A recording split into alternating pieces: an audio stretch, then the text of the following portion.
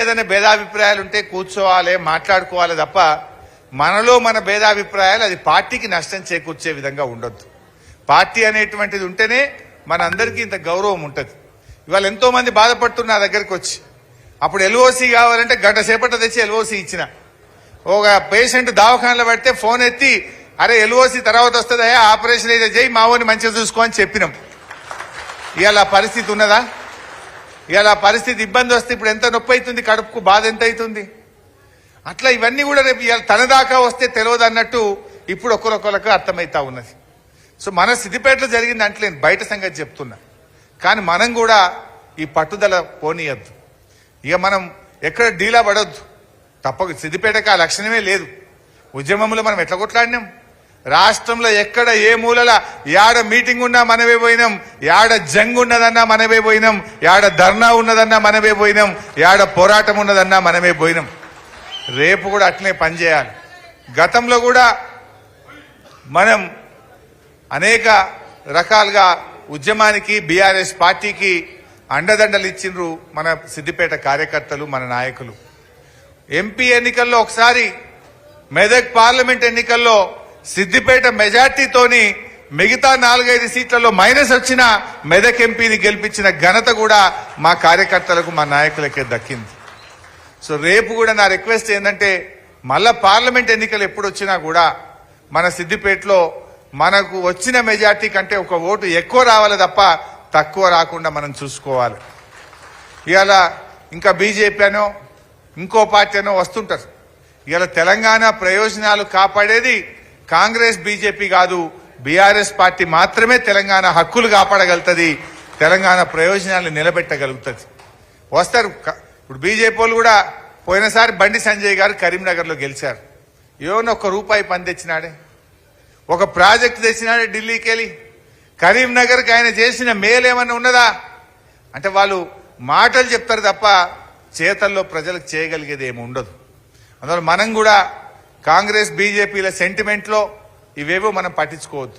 గల్లీలు ఎవడున్నా, ఢిల్లీలు ఎవడున్నా, మా ఎంపీ మాత్రం మా కోసం కష్టపడేటోడు, మా కోసం కొట్లాడేటోడు, తెలంగాణ గొంతు వినిపించేటోడే మన ఎంపీ ఉండాలి అనే విధంగా కూడా మనం గట్టిగా పనిచేసుకోవాల్సిన అవసరం ఉంది.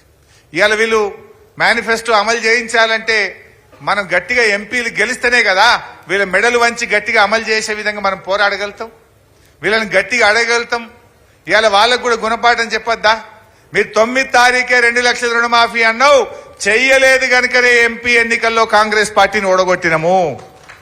నువ్వు రాగానే 4,000 పింఛన్ ఇస్తా అన్నావు, నువ్వు ఇయ్యలేదు కనుకనే ఈ ఎంపీ ఎన్నికల్లో కాంగ్రెస్ పార్టీని ఓడగొడుతున్నాము. వడ్లు అమ్ముకోకుండ్రి, మేము రాగానే బోనస్ ఇస్తా అన్నావు, కానీ వడ్లకు నువ్వు బోనస్ ఇవ్వలేదు కనుకనే నిన్ను ఓడగొడుతున్నాము అనే విధంగా మనం కాంగ్రెస్ పార్టీకి చెప్పకపోతే, చురుకు అంటియకపోతే రేపు ఇవి అమలు అవుతాయా? ఈ విషయం మనం ప్రజలకు చెప్పాలి. నువ్వు 15,000 రైతు బంధు అన్నావు, నువ్వు ఇయ్యలేదు కనుకనే నిన్ను ఓడగొడుతున్నాం బిడ్డ, ఇప్పటికైనా ఇయ్యమని చెప్పి మనం వాళ్ళకు చురుకు అంటియాలి. ప్రజాస్వామ్యంలో పార్టీలకు ఎప్పుడు తెలుస్తాయి?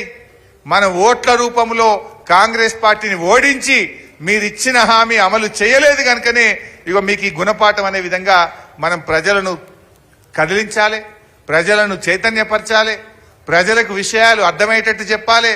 అద్భుతంగా మళ్ళీ మనం ఎంపీ ఎన్నికల్లో పార్టీ ఎవరిని నిర్ణయించినా మంచి మెజార్టీతో మనం గెలిపించడం కోసం అందరం కూడా కృషి చేయాల్సిన అవసరం ఉంది.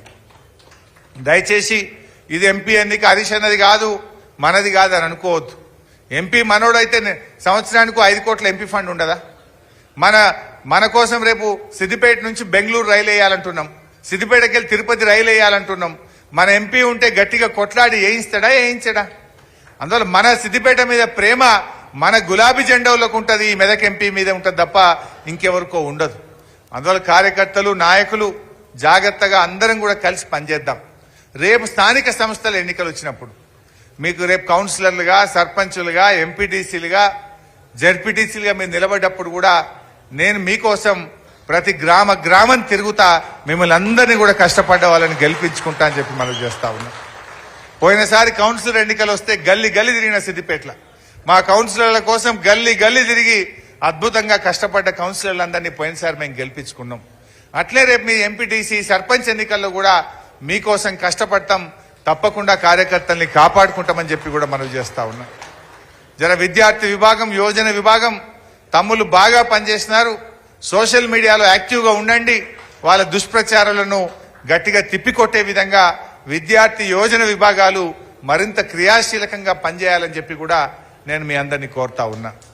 మా తమ్ముడు సాయిరాం మాట్లాడుతూ మొన్న ఎన్నికల్లో హైయెస్ట్ మెజార్టీ ఇచ్చిన బూతులను నువ్వు టూర్ పంపిస్తానో జల్దీ పంపించాలని అడిగిండు. సో నాకు తెలిసి ఆ బూతులేవో మీ మండలాల వారీగా లెక్కలు ఉన్నాయి ఆల్రెడీ. నా రిక్వెస్ట్ మండల పార్టీ అధ్యక్షులు, మా పట్టణ అధ్యక్షుడు సంపత్ రెడ్డి గారు, మీరే ఎవరి మండలంలో వాళ్ళు ఎక్కడికి పోతారో ఫైనల్ చేయండి. నేను ఇచ్చిన మాట తప్పను. హైయెస్ట్ మెజార్టీ వచ్చిన 1, 2, 3 హైయెస్ట్ మెజార్టీ ఇచ్చిన 1, 2, 3 బూతులు ఏవైతున్నాయో ఆ బూత్ సభ్యులు వాళ్ళు మీరు ఎక్కడికి పోతారో, తిరుపతి పోతారా, శ్రీశైలం పోతారా, మరి ఎక్కడికి పోతారో మీరు కాదా?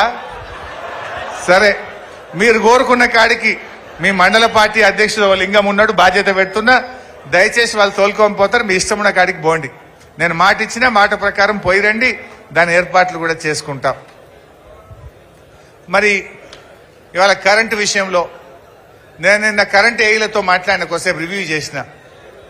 24 గంటల కరెంట్ ఇస్తామన్నారు. రోజు సాయంత్రం 5 గంటల 45 నిమిషాల కరెంటు పోతుంది. 3 ఫేజ్ కరెంట్ 5:30 6:15 పోతుంది.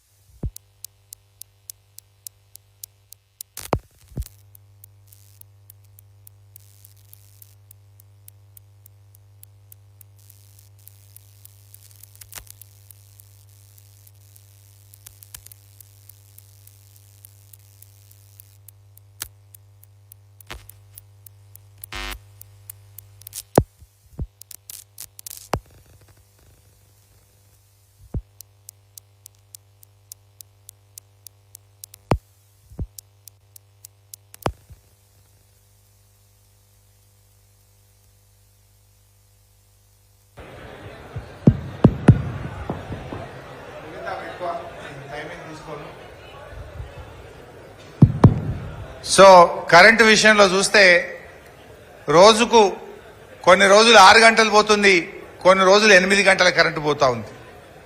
రాత్రిపూట 6 గంటలు తీసేస్తుండ్రు, పొద్దున పూట 2 గంటలు కరెంట్ తీసేస్తా ఉండ్రు రైతులకు, వ్యవసాయానికి. కొన్ని నెలలో 10 రోజులు పొద్దున పూట కూడా తీసేస్తుందని చెప్పి చెప్తా ఉన్నారు. పొద్దున 6 నుంచి 8 దాకా 2 గంటలు పోతుంది. సాయంత్రం 6:15 నుంచి 11, 11:30 దాకా సాయంత్రం కూడా పోతా ఉంది. చెప్తున్నదేమో 24 గంటలు, ఇస్తున్నదేమో ఇలా 14, 16 గంటలే ఇస్తున్నటువంటి పరిస్థితి ఉన్నది. అంటే ఈ రకంగా విద్యుత్ విషయంలో కూడా ఇలా మార్పు కనబడుతుంది. మార్పు అంటే 24 గంటల కరెంటు పోయి 14 గంటలు 16 గంటలకు మార్పు కనబడతా ఉంది. ఎరువుల కొరత మళ్ళీ చెప్పుల లైన్లో పెట్టే విధంగా అక్కడక్కడ ఎరువుల కొరత కూడా రాష్ట్రంలో మనం చూస్తా ఉన్నాం. అక్కడ ఈరోజు మార్పు కనబడతా ఉంది.